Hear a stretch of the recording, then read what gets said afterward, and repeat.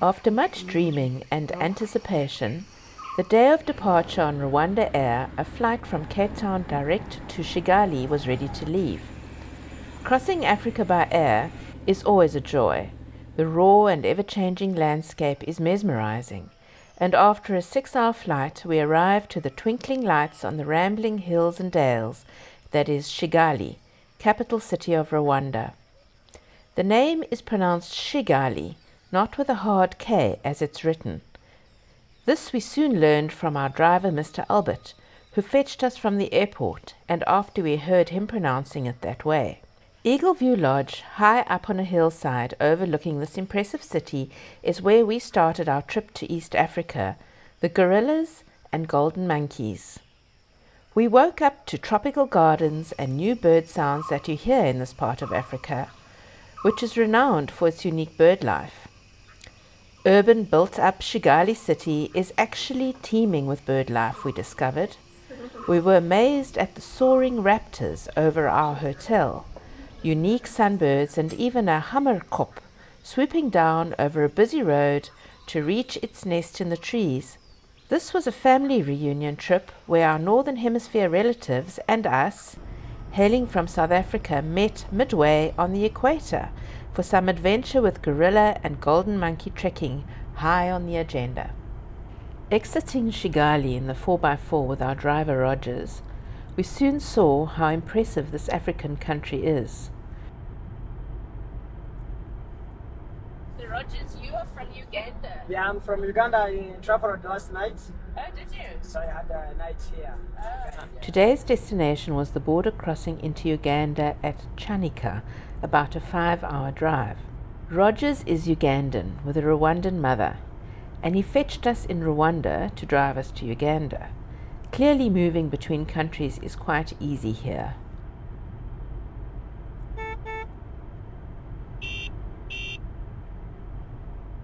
Foreigners too. I mean, look at this fountain, how beautiful it is. Our first impressions were of spotlessly clean streets, no litter in sight, neat sidewalks, and manicured green spaces, all of which greeted us as we drove downtown. What we later learned was just how safe these streets are, and read that this is the 6th safest destination in the world for single female travelers, as per a recent Forbes article. Now we've got like that van. You see that white The van? fans, yeah. Lots and lots of those. Okay. And they drive very irresponsibly, very badly. They overtake on a solid line. They don't stop at the red light. Oh. It's a big problem. They stop and say, get out. That's what they say. To the poor people that complain. So there are many accidents. Yeah, many accidents. Many. I didn't know they'd kick people out for that. Yeah, in Rwanda they obey rules, Yeah. traffic rules. Yeah. Big traffic Because the rules. passengers to put on a helmet, the Yeah. riders to put on a helmet. Passenger as well. Yeah, passengers well. This man's got If his you don't put phone on a in his helmet, ear. they arrest you. Wow.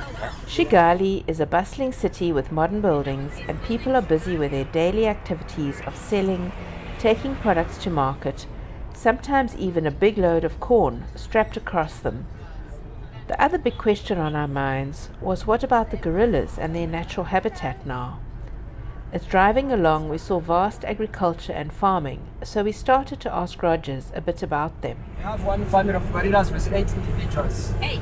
8, they're only 8. Yeah. Yeah, so the difference is Gahiga, it's open forest, it's a bamboo forest.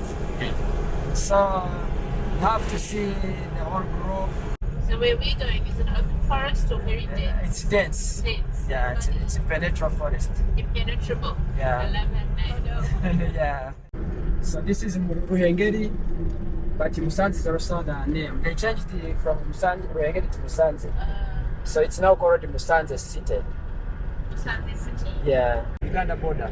Yes. It's 25 kilometers. 25. 25. And from And, here to DRC.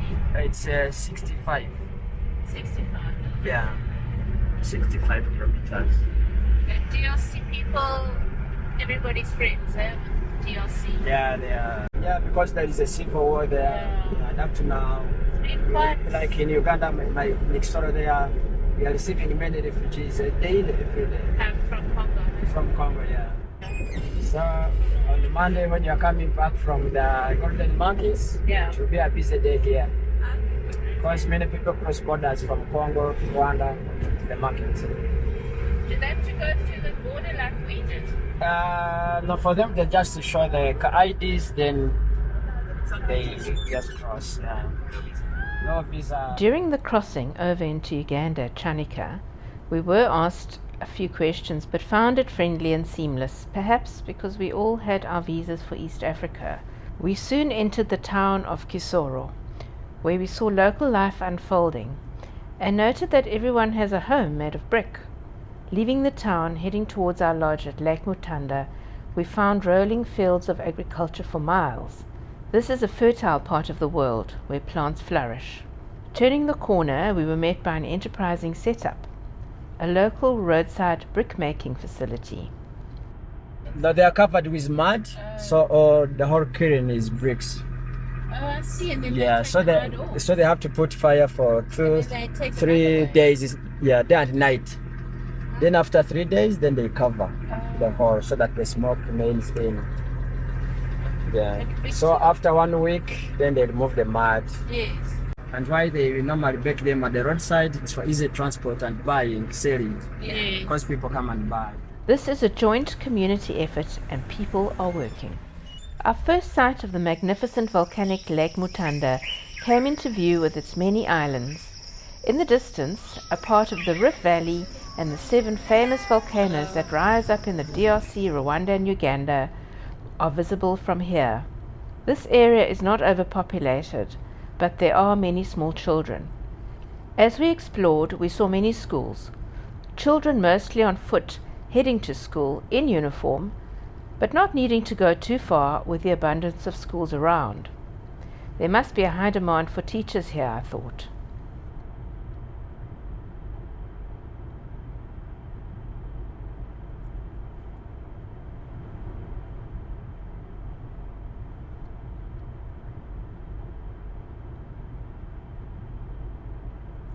People's homes are all made of brick, of the variety made by themselves on the roadsides, and many have shiny brand new corrugated iron roofs. It's highly recommended to use a 4x4 for getting around, as untarred muddy roads are plentiful and sometimes low-rise river crossings are encountered. We saw a boda boda doing the same watery traverse, feet held up high on either side of him and applying full throttle to get through without getting stuck. What we love about traveling in Africa are the big smiles, warm welcomes and many helping hands. Hello. After 5 hours of road travel, we arrived to friendly greetings at Chameleon Hill Lodge in southeast Uganda, where we had booked to stay for 4 nights.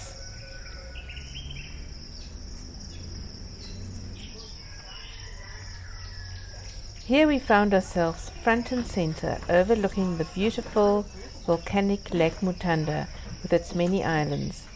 In the distance, a part of the Rift Valley and the 7 famous volcanoes that rise up in the DRC, Rwanda and Uganda are visible from the deck.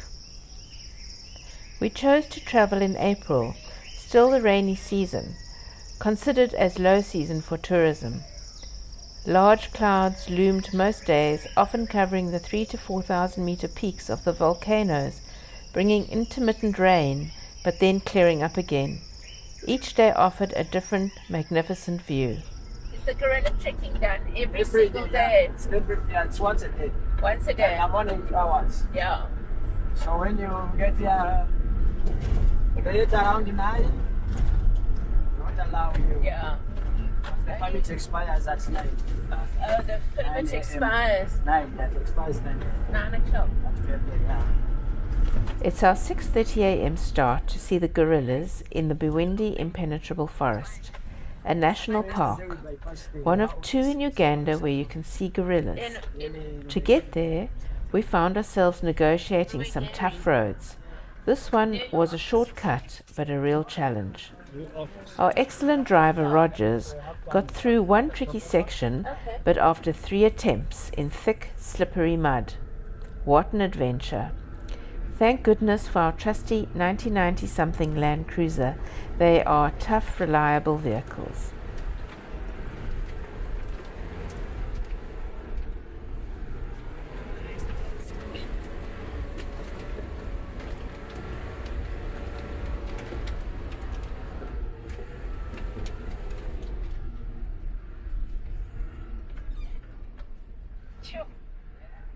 Reed got that for his stories, huh? Oh my gosh. I didn't slow down. Now we do have brakes.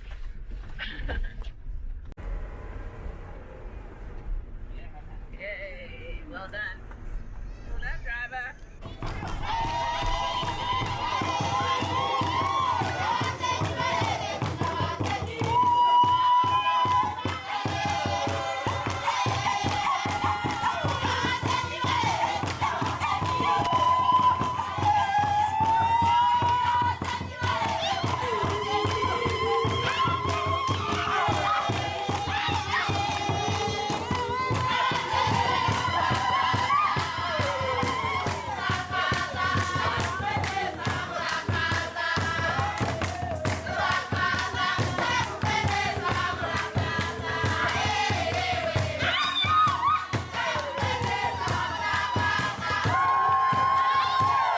Veza has 10 members. It's a very nice group. It's a special group in that it has 2 silverbacks. The group we are visiting today has 2 silverbacks. It's a medium group. Welcome. So when we are tracking, we normally follow the previous experience, and according to yesterday's experience, it was 1 hour walking from here to the gorillas. Today it may be more or less. It all depends on gorilla movements, and gorilla movements depends on the availability of food. At the park, we were welcomed and briefed by Ellen, our gorilla trekking leader, a ranger employed by the military. Their lifespan is 55 to 60 years. Females can go to 60, males can go to 55. So they mature for a long time. More or less human beings. Yes. From males are called blackbacks. Then at 13, silverbacks. How old are the 2 silverbacks in our group today? One is 32, another one is coming to 47. 47. Yes. And how long have they been habituated? This group has been habituated since 2010. Okay, so long. Ready to continue? Yes. Ellen approached the gorillas making familiar gorilla noises. She said it was to let them know that we are friendly. They didn't seem bothered by us at all. However, a silverback locked eyes with me at one point when I tried to remove my small backpack to get a rain jacket out, and this stopped me in my tracks immediately. He has a piercing stare, and my instinct said, freeze. Besides this moment, we all agree that we felt very safe and happy in their presence.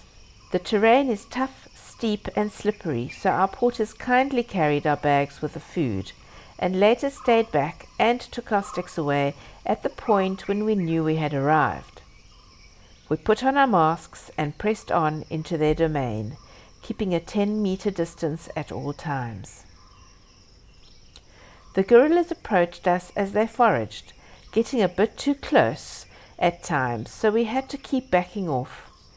Their natural habitat is very thick, tangled forest, so watching them had its challenges, but being in their presence and them feeling safe in ours was such a privilege. A young male up in his treetop leaf nest showed us his newfound strength and male prowess with regular chest beats. He was the most entertaining member of this group of 10. The others were so relaxed, just munching away. The silverback did a walk by, only 2 meters from David, It was very exciting.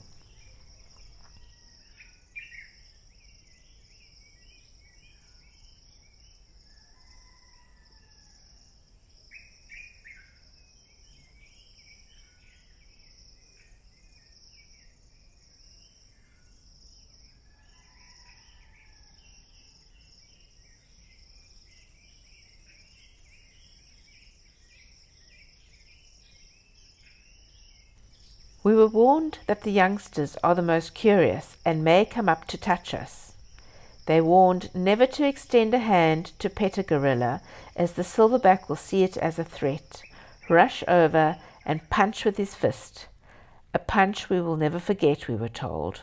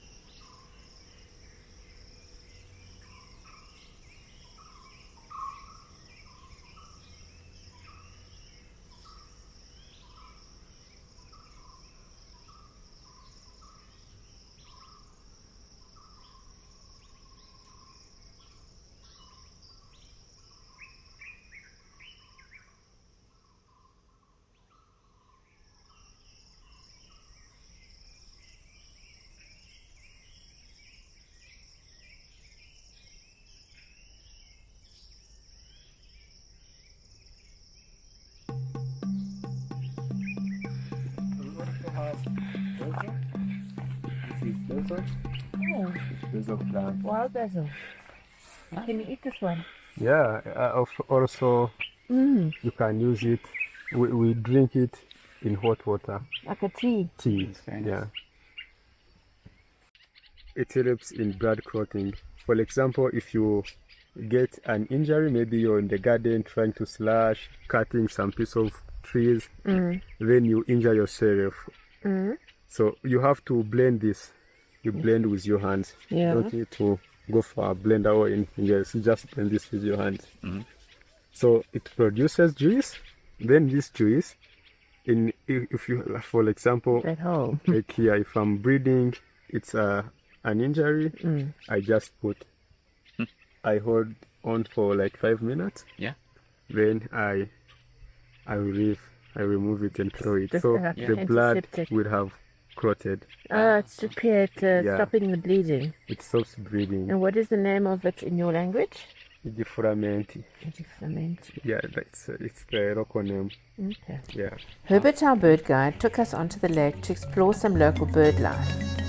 We saw a hamerkop, a malachite kingfisher, a swamp flycatcher, a red-chested sunbird, black crake, and a common bulbul before we even left the dock. We also spotted swarming bats in the day, but aren't they nocturnal? This is unusual, confirmed Herbert, who in his years as a guide at the lodge had never seen this phenomenon. He said something had clearly disturbed them, and yes, we saw a few raptors higher up, but as we pressed on in the boat, we saw more of these very large bats swarming from other trees on the island. What a sighting!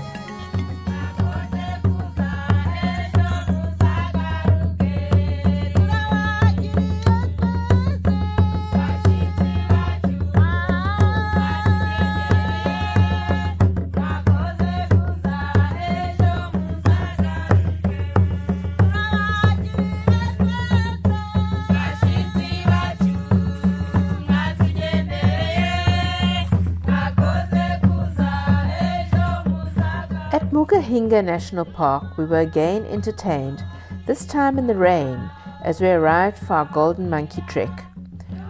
We were out looking for a troop of around 120 members. These monkeys are also endangered.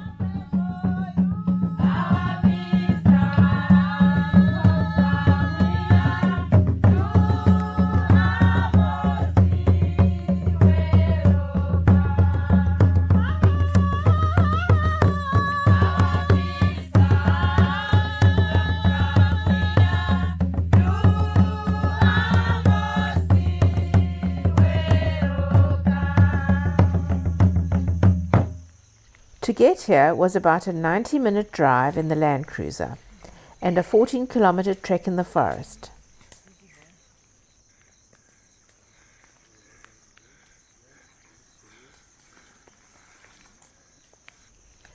The rainy conditions hampered our monkey viewing as they didn't want to come down from the tall treetops. But then one cooperative chap must have sensed our despair and came down to forage and gave us the best monkey viewing of the day. His cute face, crimped fur, and delicate little hands were wonderful to watch. A dear little creature for which it was worth going out into the rain to see.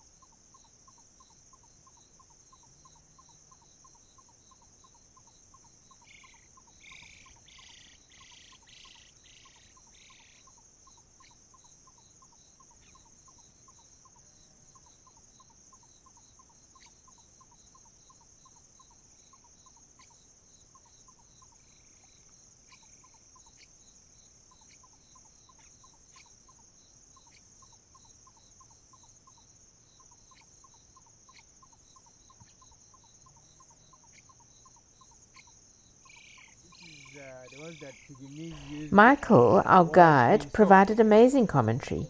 He also found us a chameleon on a sodium apple bush.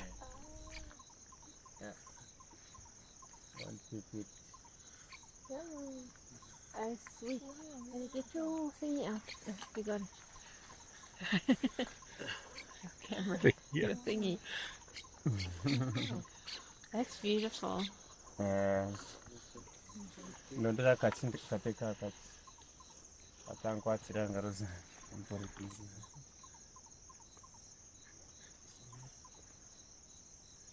the picture on the branch, That's the branch. Yeah, not on your finger. Yeah. So what kind of chameleon is it? This is a mountain-side striped chameleon. Mountain-side striped chameleon. We have two species. We have two species of chameleons here in Mugahinga National Park, whereby this is a mountain-side striped one, and we have a Rwenzori three-horned chameleons, whereby you find the male has 3 horns and the female has no horns. And the three-horned Rwenzori chameleon, it's bigger, like almost a mountain lizard, the size of the mountain lizard. So their skin sometimes would get dry, So they would soak in the skin in the sodium apples. Then they would squeeze. Then the skin would get soft. Then they would put it on again. Yeah.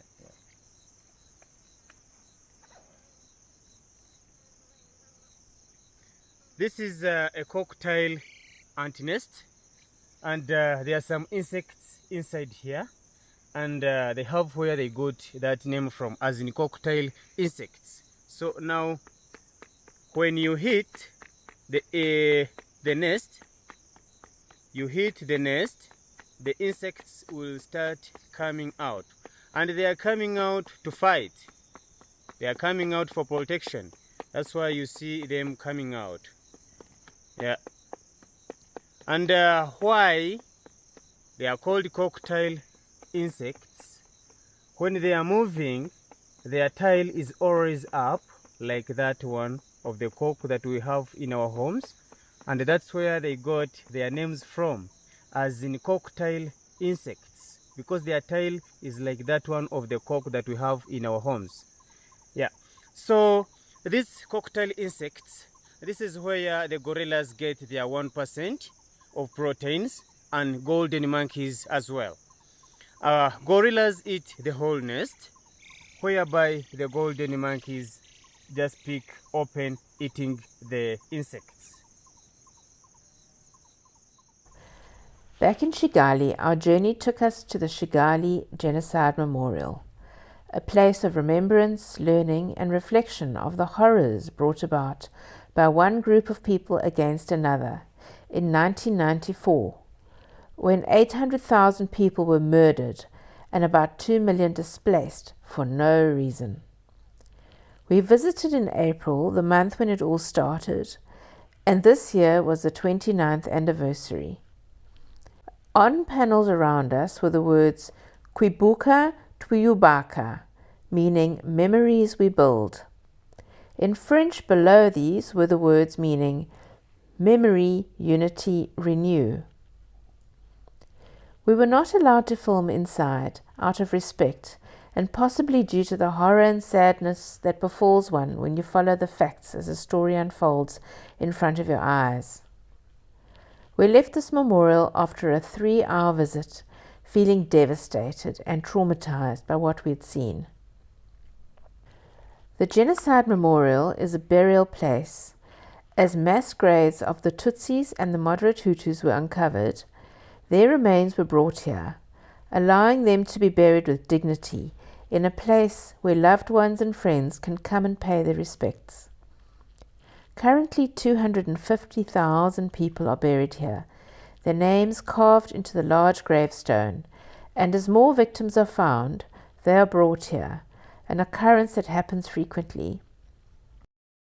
Sometimes the same surname appears many times, proving that whole families were killed.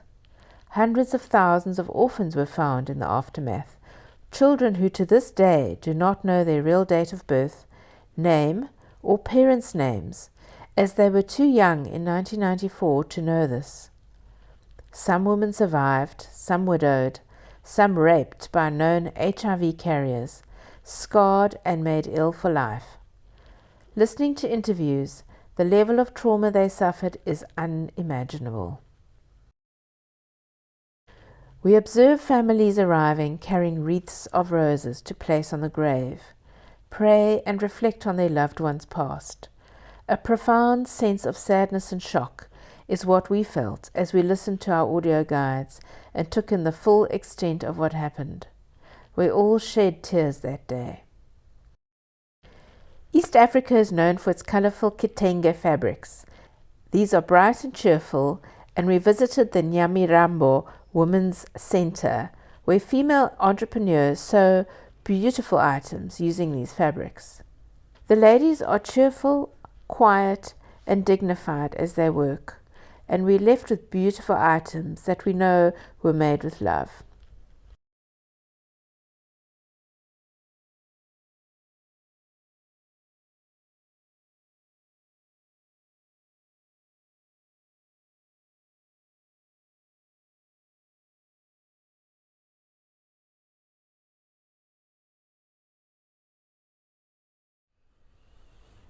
Rwanda provided us with many surprises, and one of them was finding the newly built Ellen DeGeneres campus of the Dian Fossey Gorilla Fund, just outside Volcanoes National Park.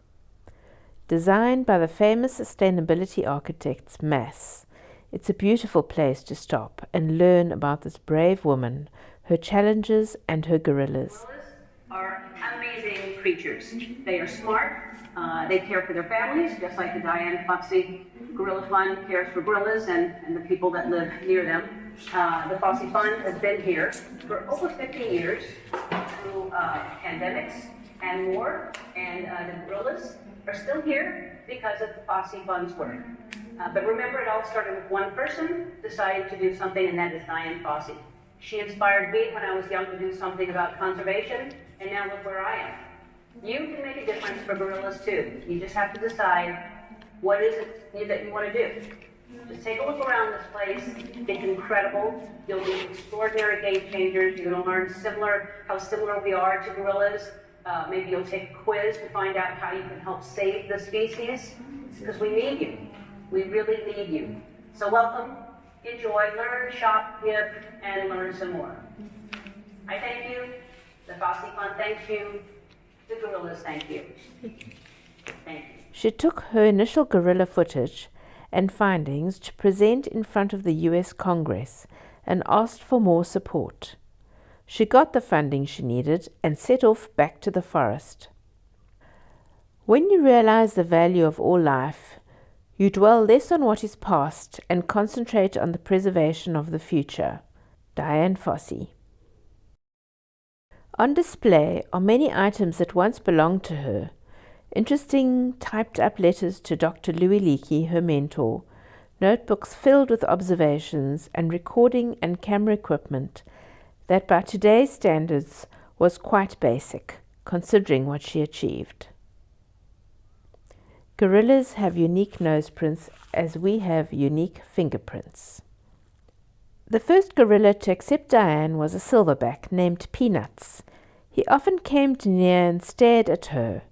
One day, when he seemed especially inquisitive, Dian leaned back in the foliage and extended her hand towards him, palm upward, resting on the leaves. Peanuts stood up and extended his own hand, touching Dian's fingers briefly. It was a remarkable breakthrough, and one of the most memorable days of her life among the gorillas. She had only basic equipment with which to work, including notebooks, a typewriter, binoculars, a camera, and an audio recording device. With these, she collected a vast amount of information about the gorilla's life in the forest. She studied more than gorilla behavior, however. She collected plants, measured rainfall, analyzed gorilla dung samples, drew meticulous maps of where gorillas ranged, recorded their vocalizations, and even dissected dead gorillas to study their bones.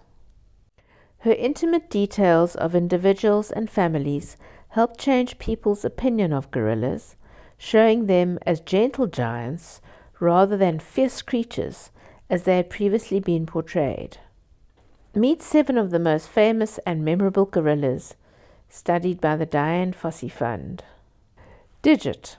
Dian Fossey first saw Digit in 1967 as a youngster and developed a special bond with him as he grew, calling him her beloved Digit.